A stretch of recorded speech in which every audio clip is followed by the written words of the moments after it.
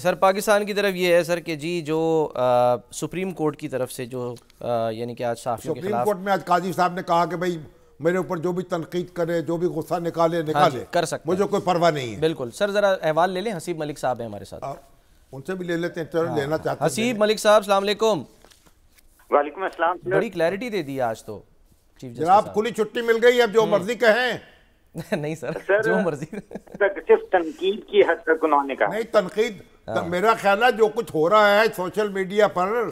اور ہمارے بعض میڈیا بھائی جو ہیں وہ بھی کچھ بہک گئے ہیں, حد ادب کو کراس کر رہے ہیں, زیادہ ہی بہت, یعنی تنقید کی بات نہیں کر رہے, فیصلے پہ گفتگو نہیں کر رہے, شخصی حملے کر رہے ہیں, الزام تراشیاں کر رہے ہیں. تو قاضی صاحب نے کہا ٹھیک ہے کوئی بات نہیں, کرنے دو. سر اس میں چیف جسٹس کی طرف سے باقاعدہ یہی کہا گیا تھا کہ تنقید کی حد تک اگر کوئی یہ نوٹسز جاری کیے گئے ہیں تو ان کو واپس لیا جائے, اور اگر کیونکہ ایف آئی اے نے جو نوٹسز جاری کیے ہیں ان کا ہمیں پتہ نہیں ہے کہ کس بیس پہ کیے ہیں, تو کیونکہ جرنلسٹ تھے جو روسٹرم پہ کھڑے ہوئے تھے ان کی طرف سے بارہا یہی ریکویسٹ کی جا رہی تھی کہ جو نوٹسز ہیں ان کو معطل کیا جائے, باقاعدہ طور پہ ایک ڈائریکشن عدالت دے تاکہ جو آج بھی دن 11 بجے ایف آئی اے نے طلبی کے نوٹسز جاری کیے ہوئے تھے تو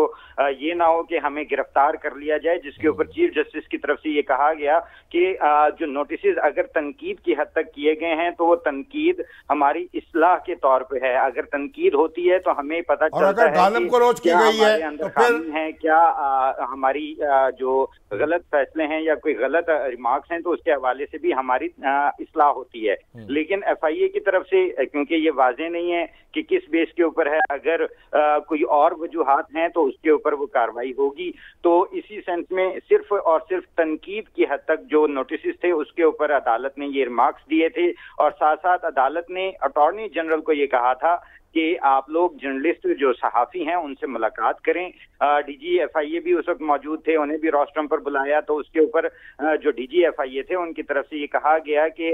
تنقید کے ساتھ ساتھ اور بھی وجوہات ہیں جس کی وجہ سے نوٹسز جاری کیے گئے ہیں, اور نہ صرف صحافیوں کو جاری کیے گئے ہیں, اس کے علاوہ دیگر لوگ بھی ہیں جن کو یہ نوٹسز جاری کیے گئے ہیں. تو معاملہ کل تک چلا گیا ہے. دوسرا ایف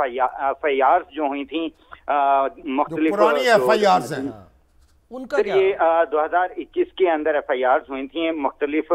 جو کہ اسطور اور متی اللہ جان جو کہ جن کو اٹھایا گیا تھا, اغوا کیا گیا تھا, اس کے خلاف ان کی طرف سے ایف آئی آرز درج ہوئی تھیں. تو اس کے اوپر عدالت نے